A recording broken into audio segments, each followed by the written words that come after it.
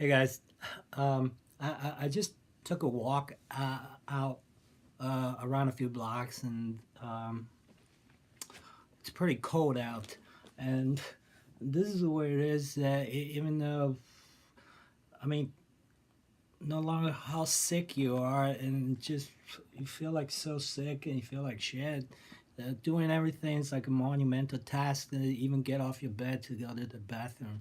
Um, However, I still managed to go, and I know if you feel the way I feel. I mean, um, you're like yawning the whole time, and then you got watery eyes, and you're sneezing, and then and the thing is that you're hot and cold at the same time, and my tummy is still on strike with me, so none of it is good. However, and then you have absolutely no strength in your legs, and you're still like shaky, shivering, and that like the other guy that I watched on YouTube as well, and then he said that I don't give a shit that if you're freezing your ass off, you gotta go out at least take a walk and get some blood flows.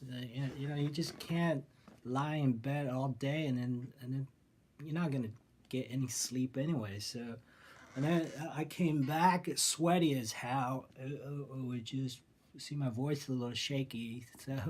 So still go out, take a walk around the block. Just take a few rounds, and the other dude even suggests that go to the mall if you can. Just I don't want to go to the mall because the last thing you want right now is to be in a crowd of a lot of people and everything, because you feel like shit, you probably look like shit, and then you just want to get some private time and get some solitude, which is not a bad thing. And taking a walk is really good uh, around my blocks. And I mean, if I have more strength, I could walk further to a large park, but I don't want to exert myself too much, and just a few rounds. And so as I was walking, I was in my mind, it just occurred to me that what I want to talk about is communism and totalitarianism, and which is go hand in hand. It's pretty much the same thing.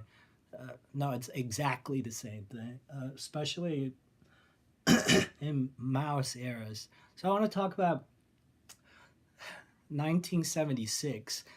1976 is a major turning point in modern Chinese history. And 100 years later, nobody's going to give a shit that 2008 Beijing hold a Olympic.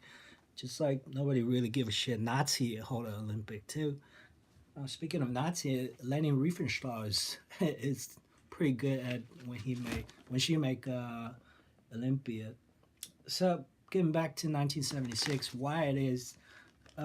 First of all, there's three historical events that happened.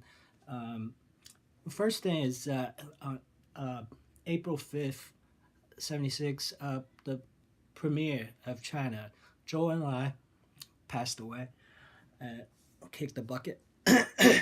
Second thing is that a huge major earthquake happened in Tangshan, which is around Beijing. Actually, the whole magnitude of it was even affected into Tianjin, and just see how serious that is. And I think it was in the vicinity of hundreds of thousands perished in one evening. Um, and then the third thing is Mao passed away. So what is interesting is that I was talking to my dad, because what it was that 1976, both of my parents are 23 years old. So when they're 23, and by 1976, China was had the Iron Curtain fall on it, just like the Soviet Union, even worse than the Soviet Union, because my both of my parents are in the countryside of northern Anhui province, which is dirt poor. The economic level is It's not even at the time. It's not even as good as Somalia. Let's say how dirt poor China was at the time. So what it was is that totalitarianism make mass majority of people being brainwashed and thinking the same way. And so when Mao died, I asked my mom. I mean, this is a pretty normal. I asked her that did she cry, and then she said she did cry, and then cry with everybody else, and it's like a national funerals, and you can still see footages, and that just massive amount of people are just sobbing. This phenomenon, by the way, is still the same thing going on in North Korea. Look what that turned out. So 1976 is a turning point for my both of my parents. They're 23 years. So I asked my dad, did you cry? How did you find out it is? He said at the time he was on a train going back to Shanghai, I think, because he's always going back and forth in countryside and go to Shanghai because his parents are in Shanghai. So he said he got the news announcement when he's on the train. So I asked, what's your reaction? He told me that he's really happy about it. He's like, he said it to himself. Of course, he said it to himself. He said, I finally saw the light.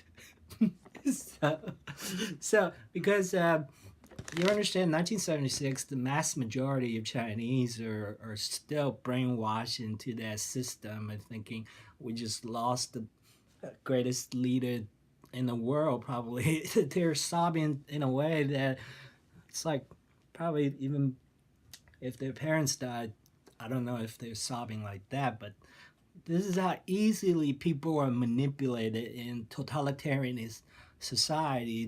This is what the other guy said in JFK investigation. Of course, that's something else, but he's quoting Hitler. He says the bigger the lies and the more people bought it.